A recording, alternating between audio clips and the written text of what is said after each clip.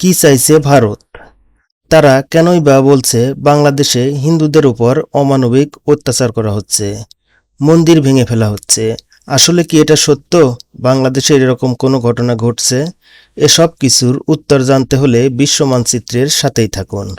ইন্ডিয়ার গণমাধ্যমগুলো হাইলাইট করে প্রচার করছে বাংলাদেশ সংখ্যালঘুদের উপর অমানবিক অত্যাচার করা হচ্ছে, মন্দির ভেঙে ফেলা হচ্ছে, তাদের বাড়িঘরে লুটপাট করা হচ্ছে।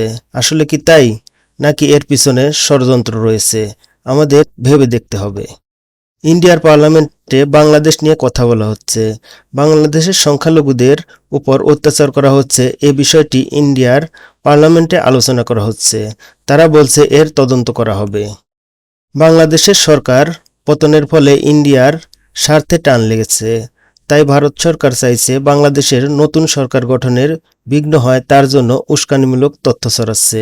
ইন্ডিয়ার সরকার বাংলাদেশের সেনাবাহিনীর উপর চাপ সৃষ্টি করছে, যাতে তাদের পক্ষের একটি তত্ত্বাবধায়ক সরকার গঠন হয়। এর উস্কানির পিছনে শেখ হাসিনা এবং তার ছেলে সজীব ওয়াজেদ জয় রয়েছেন। তিনি বিভিন্ন সময় ভারত গণমাধ্যমে বক্তব্য দিয়ে পরিস্থিতি খারাপ করার চেষ্টা করছেন। বাংলাদেশের ছাত্র সমাজ সচেতন হয়ে একসঙ্গে এর মোকাবেলা করবে। আজ বাংলাদেশ পুরোপুরি স্বাধীন হয়েছে, অত্যাচারী স্বৈরাচারী শাসকের পতন হয়েছে। বাংলাদেশে নতুন করে আর ভারতের গোলাম হতে হবে না। কিন্তু ভারত চাইছে বাংলাদেশ কোনোভাবেই যাতে ইন্ডিয়া থেকে পৃথক না হয়, তাই তারা সর্বোচ্চ চেষ্টা করবে বাংলাদেশে যাতে সুশাসন প্রতিষ্ঠা না হয়। সজীব ওয়াজেদ জয় বলেন, আওয়ামী লীগ সরকার না থাকলে নাকি বাংলাদেশে সংখ্যালঘু হিন্দু সমাজের নিশ্চিহ্ন হয়ে যাবে, তাদের হত্যা করা হবে। এসব উস্কানিমূলক কথা বলছেন ভারতীয় গণমাধ্যমে।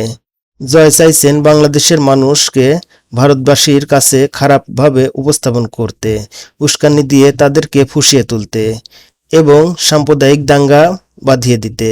তাই এসব উস্কানিমূলক বক্তব্য থেকে আমাদেরকে সচেতন থাকতে হবে। ভারতীয় গণমাধ্যমে প্রচার করা হচ্ছে বাংলাদেশ বিএনপি জামাত ক্ষমতায় এলে সংখ্যালঘু হিন্দুদের দেশ থেকে বের করে দেওয়া হবে। প্রিয় হিন্দু ভাইদের প্রতি আমার আহ্বান থাকবে, তারা যেন এসব উস্কানিমূলক কোনো কথায় বিশ্বাস না করেন এবং সঠিক তথ্য জানার চেষ্টা করেন। বাংলাদেশে মন্দিরগুলোকে ছাত্র সমাজ রাত জেগে পাহারা দিচ্ছে, তাই গুজবে কান দেবেন না।